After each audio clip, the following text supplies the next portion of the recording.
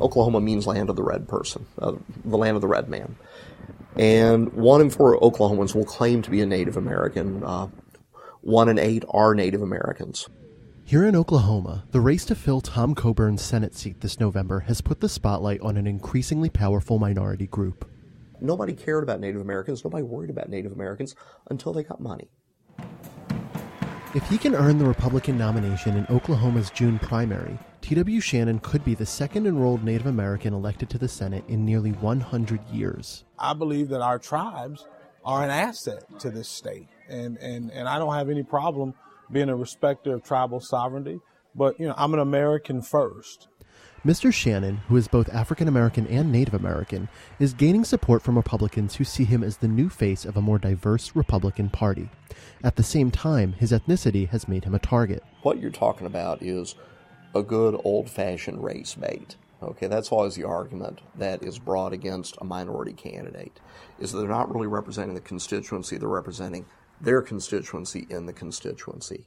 And in fact, Mr. Shannon's candidacy has prompted a few comments about his loyalty to the United States government. Yeah, those comments are obviously hurtful. To imply that somehow the people, because of their heritage, they're any less Oklahomans, that sets this state back, that sets our nation back, 150 years. I think, but the good news is, I don't think that comment represents the majority of Oklahomans. Mr. Shannon, who is the former Oklahoma State House Speaker, has support from some members of the Oklahoma legislature, including State Senator David F. Holt. I'm a registered Osage Indian. People don't necessarily perceive me that way, probably because of my appearance, but I think that's an example of sort of the ties between the Indian world and the Anglo world are complicated, and there are people in the state probably who resent the success of the Indian gaming. Tribes are now collectively the third largest employer in the state, and they represent over $12 billion worth of economic activity in Oklahoma. The Shannon campaign has received thousands of dollars directly from Native American tribal members in Oklahoma, money partly derived from some of the 110 Indian casinos that dot the state's landscape. Money has also come from Native American tribes outside the state, and indirectly from third-party groups running ads in support of Mr. Shannon. People who invest in my campaign, they invest because they've bought into my beliefs, they've bought into my positions, not necessarily that I bought into theirs. There's a difference. To me, our challenge is not our message as much as it is our messengers. We need people that can relate to the average American, and the average American is not the average American from 1955. And it sort of sends a signal, look, it's okay, you can be Native American, you can be African American, and you can still be Republican and a very conservative Republican at the same time. So I think that's something as a national party we need. The Democrats accuse us of not embracing diversity. Oh my goodness, he's it. He's the whole package. Oklahoma, you've been so lucky to have him. You've been so blessed.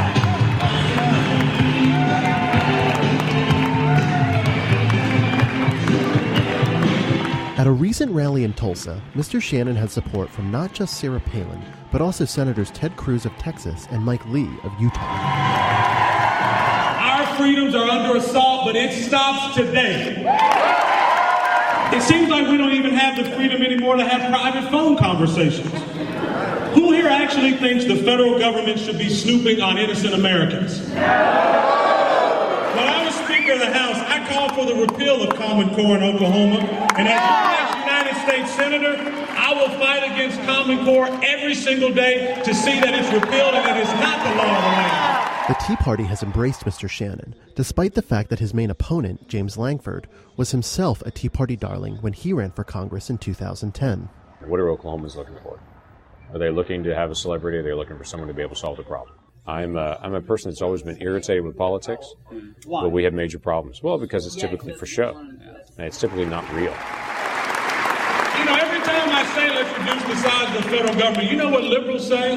How can we do that? Where do you start? It's too big. There's no way you can do that. You know where I say we can start? Let's abolish the EPA. While bolstered by national GOP support for a more diverse conservative face, the money received from tribes has certainly boosted Mr. Shannon's campaign locally. a combination that may prove difficult for his opponent, Mr. Lankford, to overcome. They've been pretty clear that they want to have a tribal member in the Senate. I think a guy like TW, in a sense like the President of the United States, shows anything's possible in the United States.